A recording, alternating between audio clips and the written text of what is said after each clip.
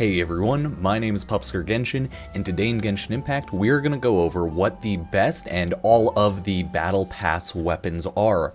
If you didn't know, if you go check up here, your Gnostic Hymn Battle Pass, at level 30 you are always guaranteed, if you buy it, a Battle Pass bounty weapon. And you can always go check out what those weapons are right here, and you can unlock the Gnostic Hymn here, but I'm good. I'm pretty free to play myself. So, starting off, we have the Wolf-Fang. Really good sword, can go on many people because its base attack and crit rate is really good, of course, because crit rate on a sword is just so versatile for every DPS.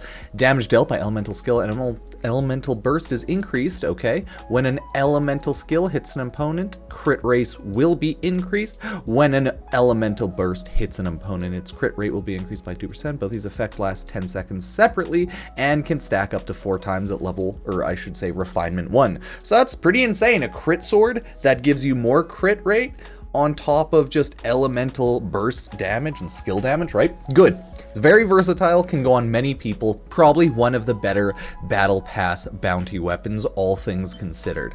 Next, we have the Black Sword, also pretty good, right? Crit rate and attack as always. I don't know why I'm saying attack, it's always attack. Anyways, crit rate, so really good, but the skill seemingly is not quite as good as the previous. Increased damage dealt by normal and charge attacks by 20%, okay. Regenerate 6% of attack as HP when normal and charge attacks score a crit. So you're not going to be dealing as much damage, and that's not quite what you're looking for, but regenerating HP, not as bad. So, I mean, it could be worse. If you don't have a healer, this is definitely better and more up your alley if you're trying to run a healerless build with just some sides type of heal. So still really good if you're going for it, but it'll deal less damage. So still good, but not as good, I would say.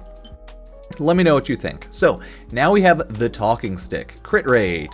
Attack will be increased 60% for 15 seconds after being affected by Pyro. This effect can be triggered once every 12 seconds. All elemental damage bonus will be increased by 12% for 15 seconds after being affected by Hydro, Cry, Electro, or Dendro. This effect can be triggered once every 12 seconds. So, I mean, as always, all of these, by the way, are crit rate weapons, so that's always good. They're all attack crit rate, so they're all good for DPS in that sense, but man, this is such a low tier buff. It's not increasing damage well, it's increasing attack.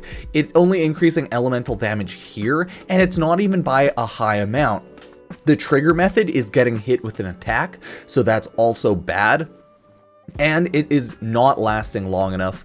Yeah, I don't like it. You can have it active for 100% of the time technically, right? But that just means you have to make sure you get hit with an attack a lot every X amount of time. And it's not great, okay? I wouldn't recommend this one over some of the other ones, but I mean, if you need it or use it, go for it. I just feel like there's better claymores out there, but hey, it's up to you. Now we have Serpent Spine.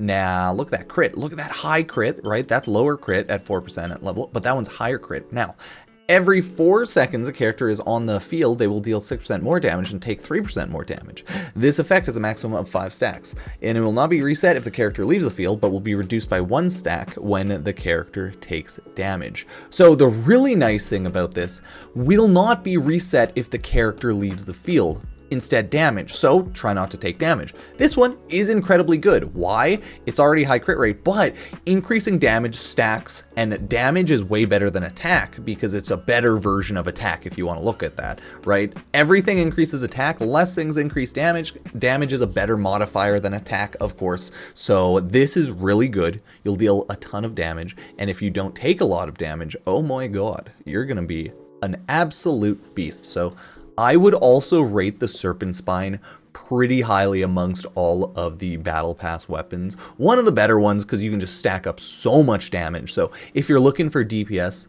on a Claymore, damage Claymore 4-star, this was probably what you want to go for. So top tier, this and like the Wolf-Fang are just really good because you stack up so much damage on both of them. So all in all, good stuff. Now you have the Sacrificial Jade Catalyst. When on the field for more than 5 seconds, max HP will be increased by 32, and Elemental Mastery will be increased by 40. These effects will be cancelled after the wielder has been on the field for 10 seconds. High crit rate, but I don't think the subpar effect makes up for that. No like damage increase, only Elemental Mastery and max HP. This is not a good catalyst at all for damage, right? It's just not a good one.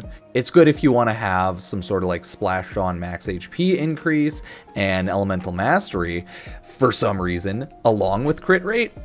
But other than that, it feels like a very niche one that you wouldn't want to use with most people, so I probably wouldn't rate this one too highly, you know? Next up, we have the Solar Pearl, lower crit rate right there, but that's okay. Normal attack hits increase elemental skill and elemental burst damage by 20% for 6 seconds. Nice. Likewise, elemental skill for elemental burst hit increase normal attack damage by 20% for 6 seconds. Overall, this one looks better than the previous one because it's just increased damage at a high amount all at once, so it's definitely better. Maybe not the best out there, but it's definitely better. You do have to trigger this a lot, which isn't a huge issue because normal attacking and then elemental skills, right, usually pop off a lot, but if you have longer cooldowns, it kind of sucks. So, you know, not perfect, but definitely really good. Good crit rate, but not high at crit rate as that, so, you know. Now, Scion of the Blazing Sun. This bow is a crit rate of 4% base at refinement levels 1-0, or 1-1, I guess. After a charge attack hits an opponent, Sunfire Arrow will descend upon the opponent hit, dealing 6% attack as damage. Nice. And applying the Heartseer effect to the opponent's arrow by said arrow for 10 seconds. Opponents affected by Heartseer take 28% more charged attack damage from the wielder. A Sunfire Arrow can be triggered once every 10 seconds, so pretty constant effect on that. Overall, I'd say this is a strong bow. The crit rate could be higher, right? But the effect is really nice. It is a good charge attack damage increase, hits the enemy hard. But the issue is this needs to be for a main charge attack bow user that you plan to use often, or else it's just a waste. So it's more niche in that regard, but it's still good. And the crit rate could be higher. So good, maybe not best, but still pretty good overall, right? And then we have the Viridescent Hunt.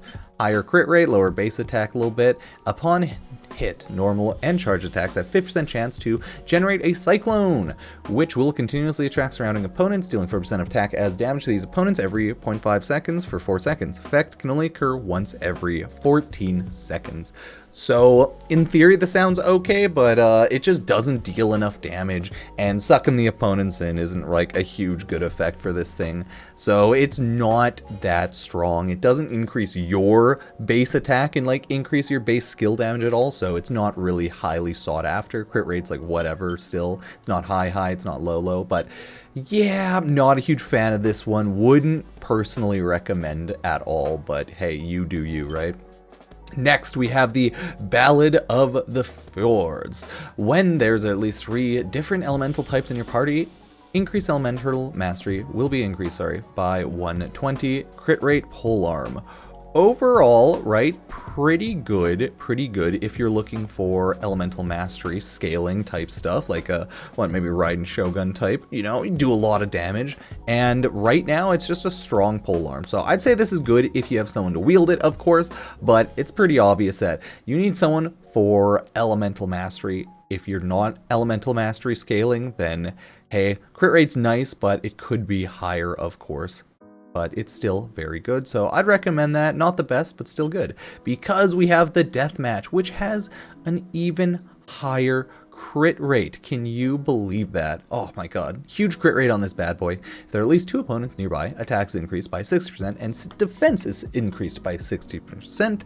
If there are fewer than 2 opponents nearby, attack is increased by 24%. So this one is really nice because obviously attack scales and you do gain a lot of attack and defense. And it's honestly always active, so that's just a good boost overall. Crit rate is nice, so use that to your advantage and don't go too overboard. Build crit damage after on your general artifacts, etc., relics, etc., etc., and you should go ham. Deathmatch is also very good. The polearms, both of them are just really nice IMO, and I'd recommend either or depending on attack or elemental mastery, whichever one you need, right? I like all of these weapons, huge fan. I would say some of the better ones are Wolf-Fang, Serpent Spine, some of those bad boys. This one's, you know, better than I think this one. Blazing Sun's better than Viridescent Hunt, but yeah, and this is also good if you want more of a niche thing. Like, the HP restores are nice if you're looking for a niche build there.